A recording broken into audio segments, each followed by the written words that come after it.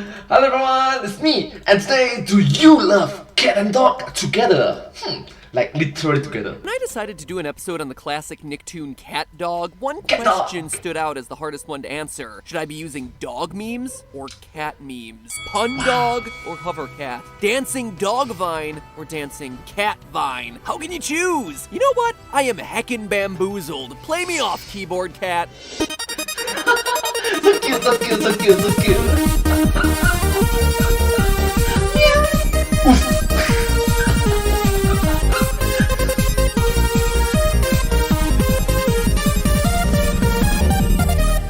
Hello, Internet. Welcome to Film Theory.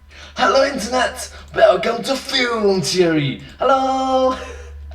The show that makes videos out of all those weird thoughts that keep you up at night. Like this one. You know how Keyboard Cat is a cat that plays the piano? Well, what would happen if you made a piano that was made out of cats? Sounds ridiculous? Well, don't let humanity hear you talking like that, because wonder no longer, Internet, it already exists. It's called the Katzenclavier. It was imagined, though never actually made, by a German scholar back in 1650. 1650! That's right, loyal theorists, cat pianos predate electricity. I'm glad that scholars were working on the questions that truly mattered back then. But Wow, it is nearly 400 years ago. Come on. Nearly. anyway, we're here to talk today about a big part of my childhood that I'm pretty shocked I haven't actually done an episode on yet. Nicktoons.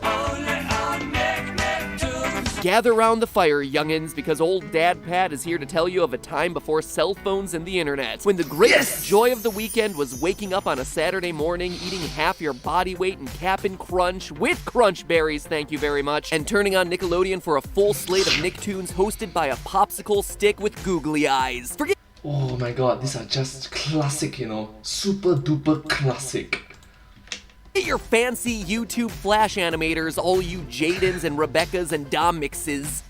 Domixi. We had ourselves a stick. His name was Stick Stickly, and we loved him. He had a P.O. box that rhymed with his name. Stick Stickly, P.O. Box 963. New York City, New York State, 10108. He taught me that I could pick a rose, pick my nose, and oh yeah, I could also pick Nickelodeon's shows. Yeah, they burned those rhymes into your head as a kid back then. I am indoctrinated! Anyway, I loved the Nicktoons, and I related to all the characters in them. I lived in a dream world and imagined myself as a superhero like Doug, though my superhero didn't wear underwear on his head because, you know, that's a little showy. No one wants to see those tighty whities. I was the stick-in-the-mud only child who never wanted to get into trouble like Chucky from Rugrats, though let's be honest with ourselves here in retrospect. Tommy Pickles was a menace who was a threat to all those other babies, and honestly to his parents. And I was tormented by other kids at school like Arnold and Hey Arnold, though I wasn't teased because my head was shaped like a football. It was just because I was a dork. But one of the Nicktoons that always fascinated me the most, at least on a theorist sort of level, was CatDog. The show, if you haven't seen it, is pretty straightforward. You've got yourself an animal with a cat's head on one side and a dog's head on the other side and a long shared body in between, like a big wobbly hot dog.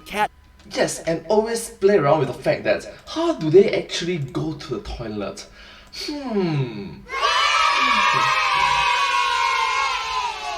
Very interesting.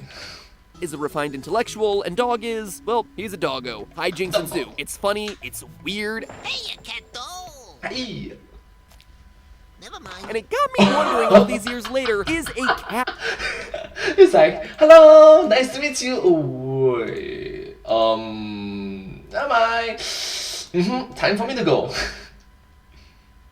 Yes, back to it. dog creature possible? Now, maybe I'm crazy for thinking this. I mean, it is a kid's cartoon for crying out loud. But think about it this way. CatDog premiered back in 1998, and since then we've had a few massive scientific breakthroughs, from hybrid cars to the Human Genome Project to discovering water on Mars. I mean, just the other day I learned from a friend that you can clone your dog for like $20,000. And if that sounds like a lot, remember, you are literally creating a genetic duplicate of a living creature with scientific technology that was only perfected in 1995. I wonder if I can clone Skip. That would be weird YouTuber merch. Hey, Skip.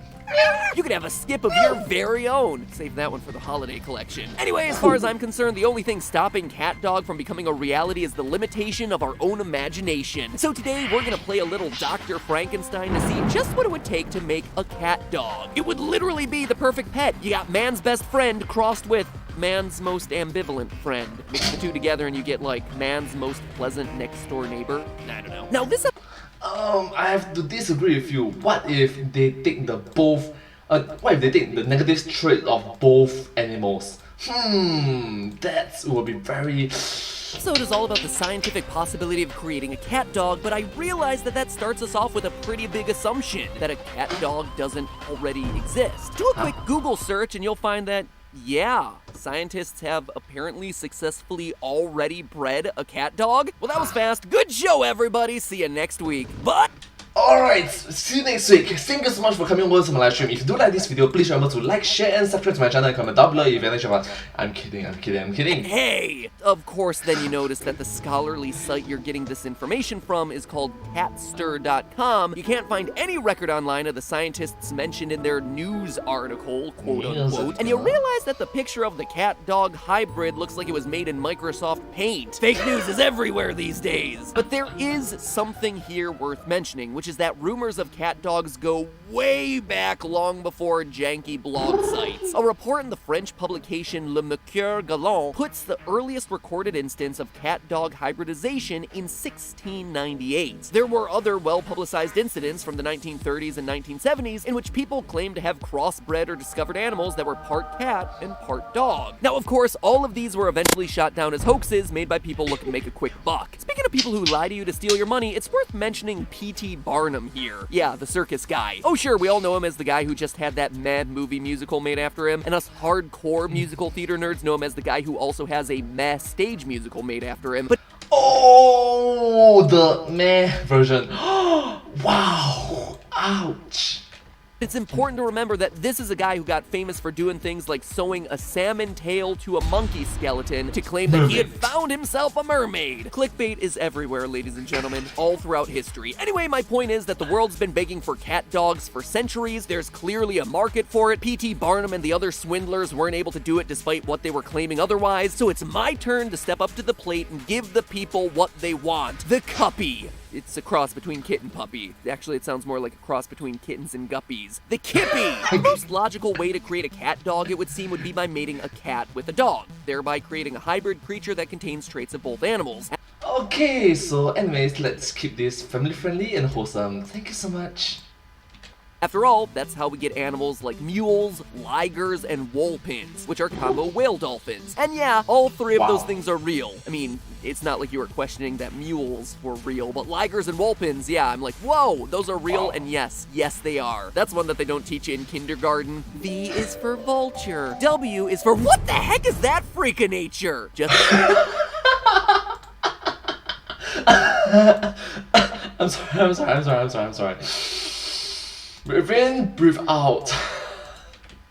When you thought you knew the animal kingdom, am I right? A big part of the reason these crossbreeds exist is that the animal parents are genetically similar enough to make a viable offspring, which we can demonstrate using a little bit of taxonomy. Now, you may remember that science classifies animals in a variety of different categories, which are kingdom, phylum, class, order, family, genus, species, from least specific to most specific. If you can't remember that, just remember Kanye prefers Coke over flat grape soda, because of course he does. Flat grape soda is gross. So Okay, that's interesting to learn about it. consider that to make a mule, you need a donkey and a horse, which belong to the same kingdom, phylum, class, order, family, and genus. Only their species is different, with donkeys belonging to Equus africanus asinus and horses belonging to Equus ferus cabilis. In the evolutionary scheme of things, horses and donkeys didn't become different animals until very recently, about 4 to 4.5 million years ago. Cats and dogs. Oh, wait, what? You just mentioned, yeah, quite recently, only 4 or to 4.5 million. Dogs, on the other hand, are as different as, well, cats and dogs. They're not nearly as similar biologically, considering they only share kingdom, phylum, class, and order. True, you must understand that cats, dogs, feline, canine. then separate into the families FELIDAE for cats and CANIDAE for dogs, then further separate out from there. The common ancestors for cats and dogs existed around 70 million years ago, meaning that cat and dog DNA have had that much more time to become different and less compatible. Most hybrid animals breed across species, and very occasionally across genus, and very, very, very rarely across family or even order. So from that very theoretical stance, a cat I really like it's like different levels of rare, epic.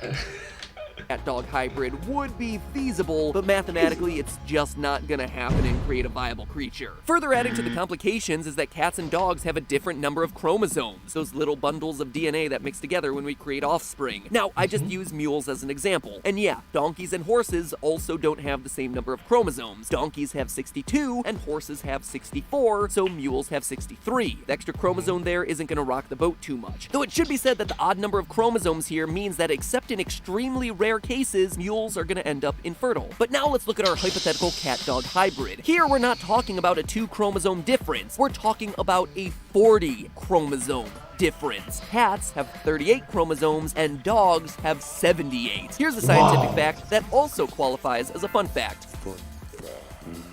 King crabs have themselves over 200 chromosomes. Go.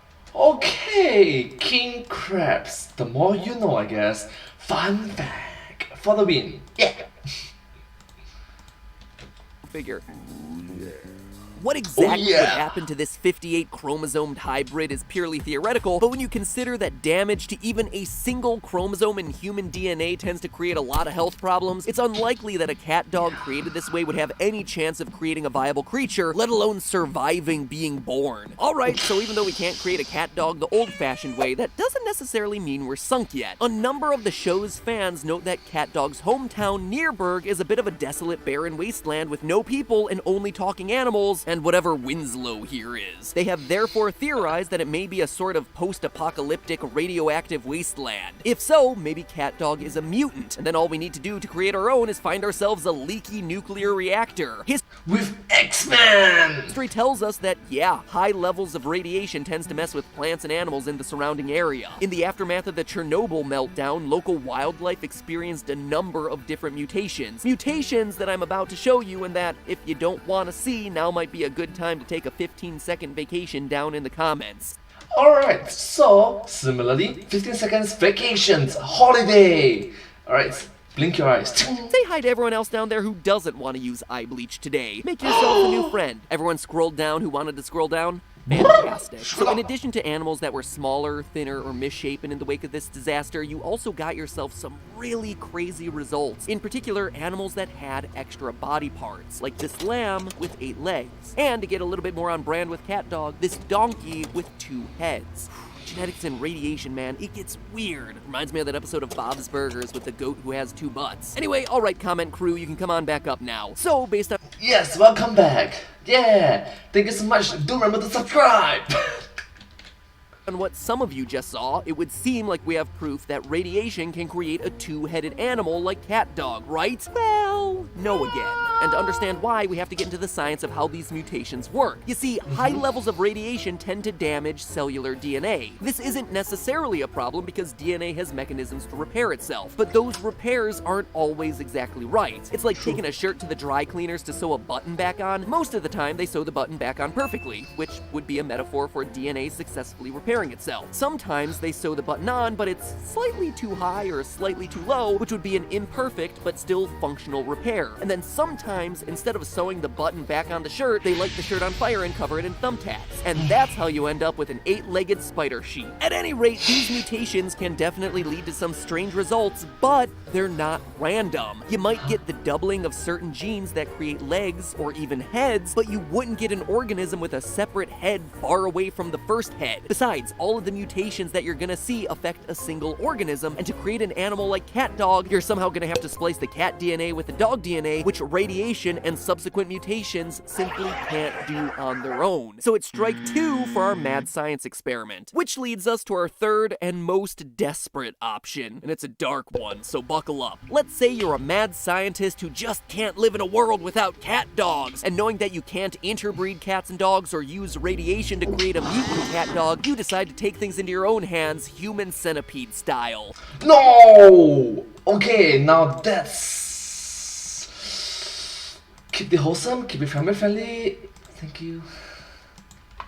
By surgically creating a cat dog. If you were somehow able to perform the surgery so well that you could merge the two spines and internal organs such that the surgery itself was a structural success, would this cat dog be able to live? Well, you know how when someone needs an organ transplant, you have to do tests to make sure that the possible donor is a match? This matching system has to do with similarities in the blood and tissues between the donor and the recipient. The more differences there are in those tissues, the more likely the body's immune system is going to recognize that organ as foreign, which leads to the immune system attacking it as though it was bacteria or a virus in order to kill it. And cats and dogs, like I've mentioned, are genetically different, so it makes sense that they would reject each other, but that's not the case. Though it happens only in very rare cases, cats that have received a single blood transfusion from a dog usually live. Interestingly enough, cats that receive multiple transfusions tend to reject the blood the second time, which suggests that after an initial transfusion, the cat's body just recognizes it as different from its own blood. It's a weird little phenomenon. But yeah, on the cat side, it is perfectly viable. Dogs, on the other hand, have a very difficult time receiving organ donations at all, cats or otherwise, because the canine immune system tends to attack any tissues that aren't from direct relatives. A dog's immune system literally acts just like a dog. It's overeager, it barks at everything. It's adorable to think about until you consider that it makes biological treatment of sick dogs really, really hard, and then it becomes really sad. Anyway, for the first time ever, it's not the cat's fault. The cat's immune system would potentially allow it to happen. It's the dog that would make this impossible surgery even more impossible. Literally from the genetics point of view. And that leaves us with, no crossbreeding, no nuclear fallout, not even mad science is gonna create a cat dog. At the end of the day, we're just stuck with the glory that is doggos and floofs. So I ask again, what's that leave us with? The cartoon, I guess. Which honestly ain't too shabby, and making it even better is that, lucky for us, CatDog and a bunch of other Nicktoons are available for you to watch right now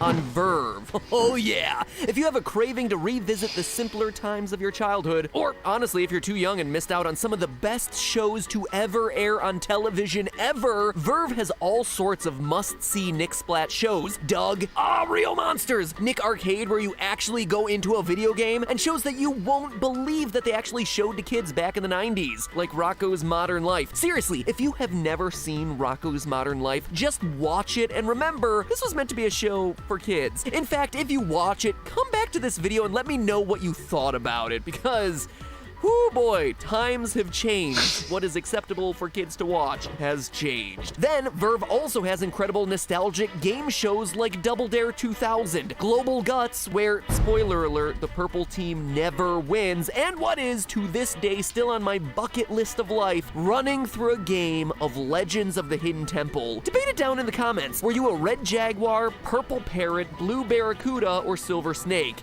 Wow, these are all classic. If you're an orange iguana or green monkey, you need not apply. If you're eager for even more nostalgia, they also have Freakazoid and Thundercats. All of this and more courtesy of Verve, where you can get a 30-day free trial of Verve Premium. You heard that right, free of Verve Premium, which gives you ad-free access to 13 channels, including Crunchyroll, Funimation, and Cartoon Hangover. Because seriously, why would you not want to follow up an Angry Beavers binge with Dragon Ball Super and My Hero Aka all in premium HD? All of it is available on Verve. Get that 30-day free trial of Verve Premium, which includes all those shows and the ability to watch on the go with no internet connection, by going to verve.co/MatPat. That's vrv.co/MatPat. Seriously, guys, get yourself some Nickelodeon.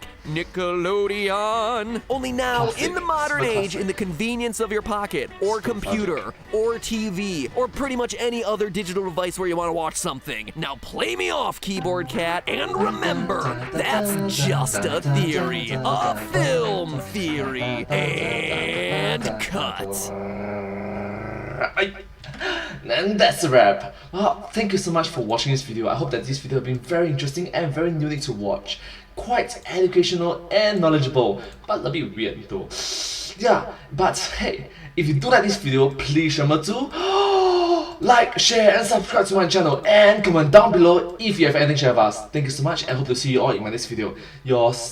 Don't forget to follow my channel, and yeah, your motivational, inspirational comments are very helpful and positive. Thank you so much for your encouragement and caring. Thank you.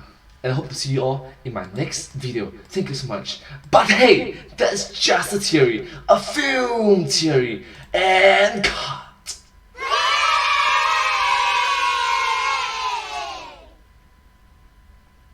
And I hope to see you all in my next video.